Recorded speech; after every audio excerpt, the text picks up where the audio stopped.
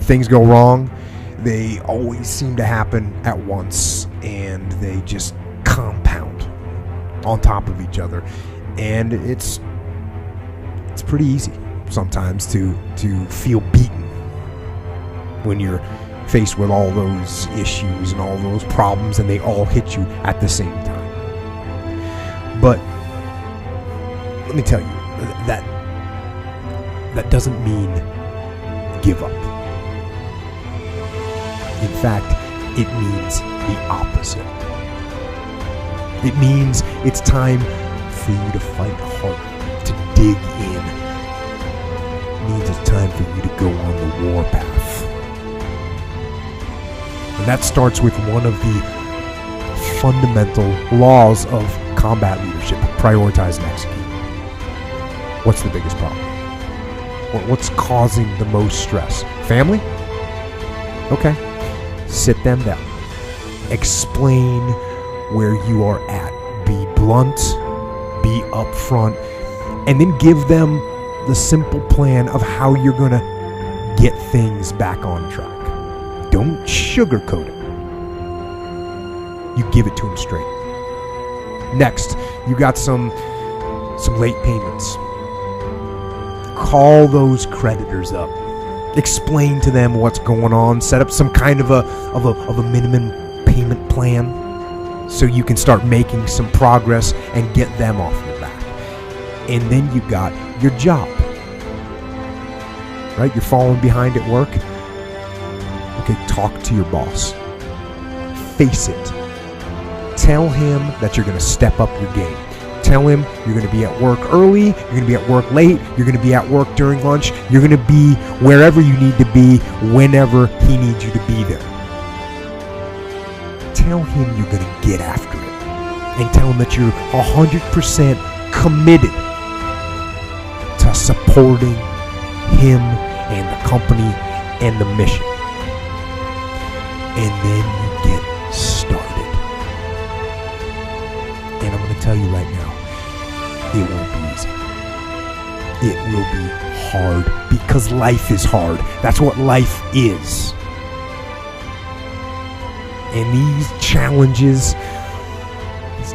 that you face, they're going to do their best to take you down.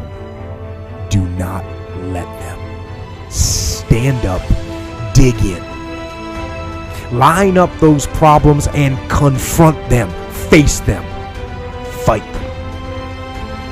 Do not let them bring you down. In fact, let those challenges raise you up. Let them elevate you. Let their demands and their trials make you stronger. Let the adversity you face today turn you into a better person tomorrow. So in the future, you look back at these struggles and you say to them, thank you. You made me better. It's all back down to a very primitive mindset of we just have to do. It's like breathing. Breathing becomes normal. We don't know that we're doing it. That's how you have to live your life. When that alarm clock goes off at 4 or 5 in the morning, your mind says no. You just say, this is what we do. It's what we do now. Because to get to where you want to go, the amount of pain involved, I'm not saying physical, I'm not saying you got to break yourself off. The amount of mental pain of how many times you're going to have to do something that you don't want to do to get to where you want to go. There's going to be more times you do something that you don't want to do than you are going to want to do it. That's your new norm. So then it's like breathing. And then once you do this over and over and over again, it becomes like breathing. I don't want to live this lifestyle, but to get to the other side of this, I have to.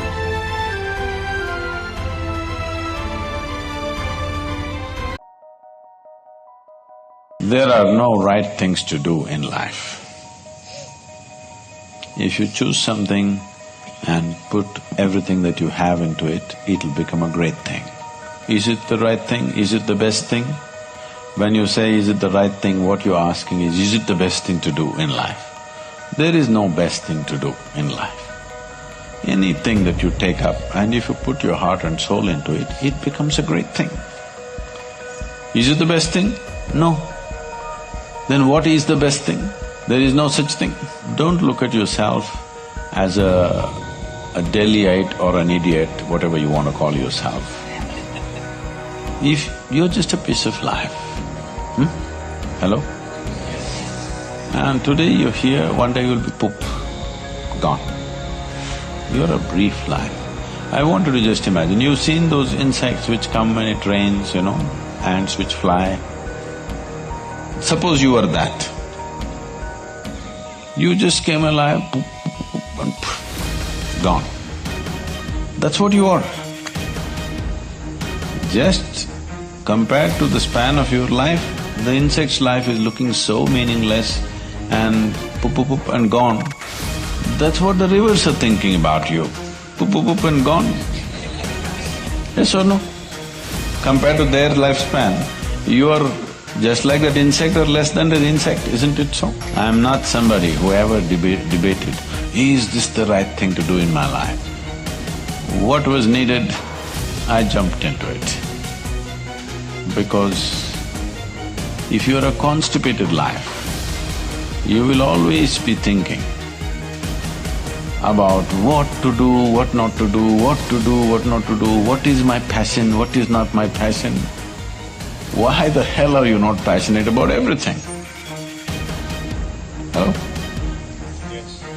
Why are you not passionate about everything in the existence?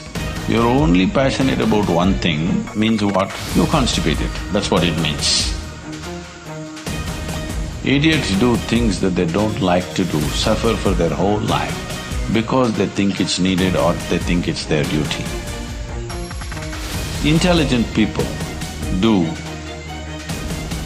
what they love to do. They enjoy their life to some extent.